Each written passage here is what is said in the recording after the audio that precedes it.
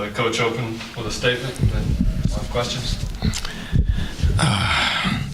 Great win, hard-fought win for the Mustangs today, and I'm just proud that they continue to fight because the UCF team they wouldn't go away. I thought when we were up 12, 14 points, we had a chance to finish it.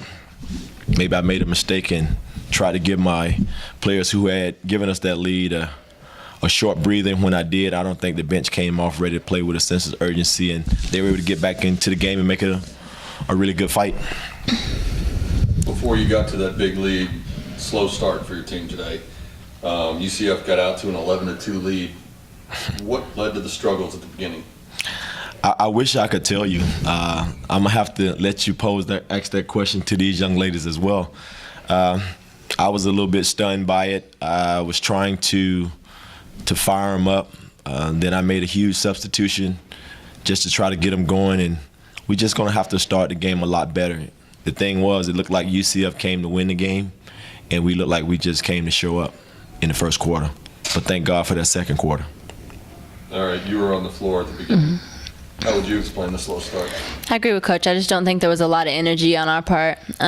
We weren't moving the ball very well. They pressured. We haven't seen a lot of pressure like that very often this year, and I think that we were just kind of like on our heels a little bit instead of attacking it. And I think that's where our success came from, when we started attacking the press and moving the ball more. When you were behind early, UCF picked up a few early fouls. Was that a directive from you on the bench? If the shots aren't falling, let's at least try to get them into some foul trouble? Well, my game plan, we knew that they were going to press.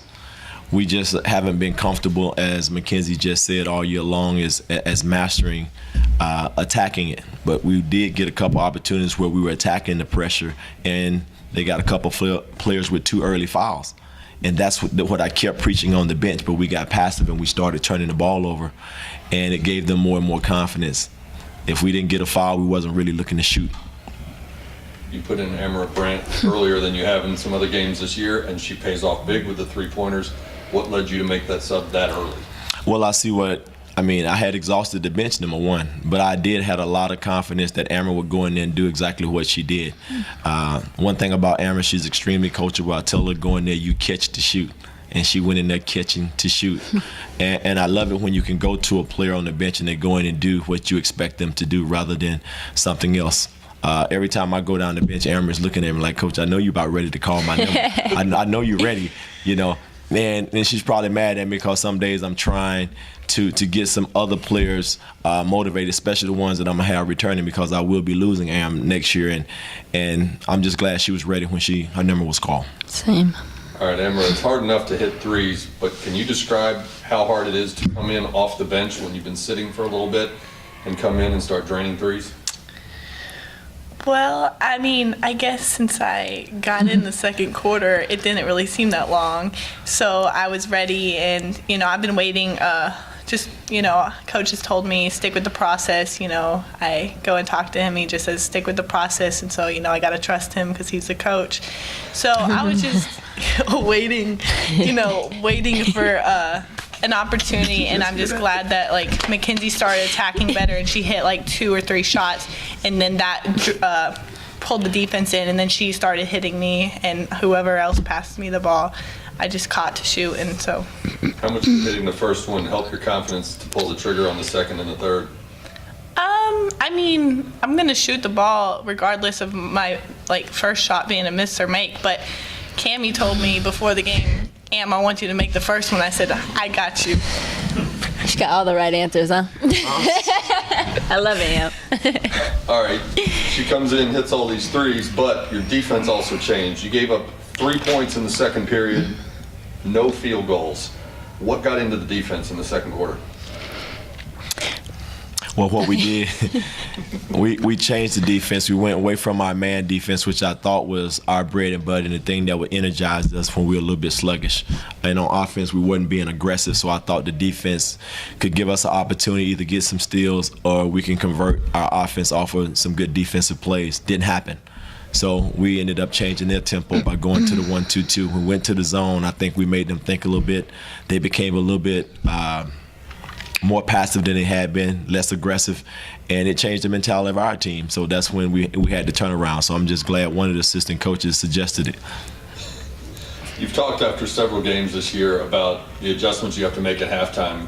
When you outscore an opponent 22-3 in the second period, do you say anything at halftime? What did you talk about in that locker room? There's no doubt I said some things in the locker room, but it wasn't as aggressive as my last game halftime speech. It was more or less along the lines of we identified two of their players who was taking all the shots. And in the first half, they were getting away from us. And it was giving their team confidence. So when we identified them, we were able to focus on them. And they were a team that we're not looking for their 4 or 5 players at that particular time. And that's how we were able to increase the lead in the third quarter. Aaliyah Gregory came in as their leading scorer. You knew she could score. She puts up 28 tonight. What is it about her that presents such a headache on the defensive end for you guys? I mean, she's a great player. She's always looking to be aggressive, and she's going to get her points. That's just how it is. But I think that we had to focus on taking away other options and do the best we can on her, and also limit second chance shots. Like Coach said, it was sort of a roller coaster up and down, and toward the end, the margin's getting closer. What's being said on the bench during timeouts or even out on the floor when the players got together to huddle as you tried to run out the clock and pick up this win? Right. I don't think there was any question that we ever thought that we were going to lose that game. I think it was very much in our control. So we were just saying, let's get one stop at a time. We have to limit the second chance shots, like I said, and take good shots. So I wish at some point they thought they were going to lose the game. I really do. Anything else? Good. Good job, ladies. Thanks very much. Good job, Am. Thanks, Jen.